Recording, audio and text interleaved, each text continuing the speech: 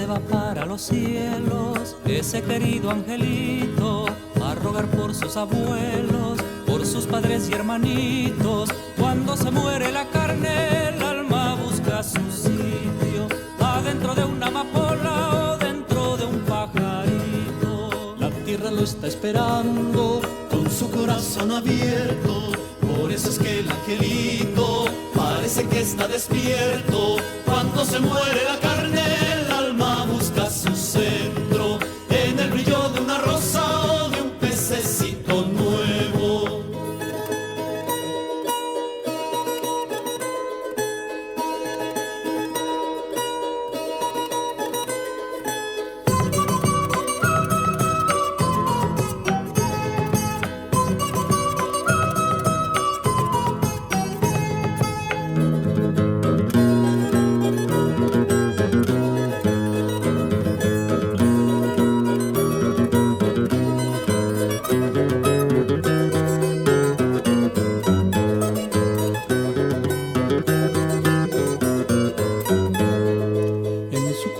De tierra lo arrullará una campana, mientras la lluvia le limpia su carita en la mañana.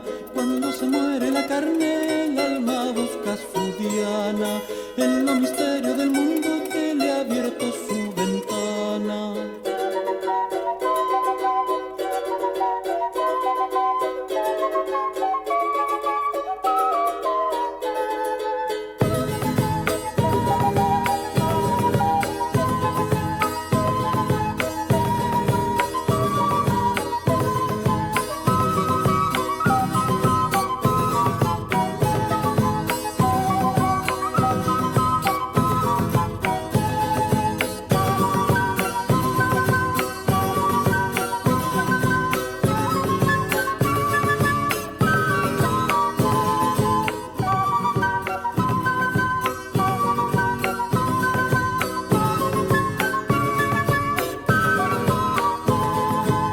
Mariposas alegres de ver el bello angelito, alrededor de su cuna le caminan despacito. Cuando se muere la carne, el alma va derechito a saludar a la luna y de paso al lucerito.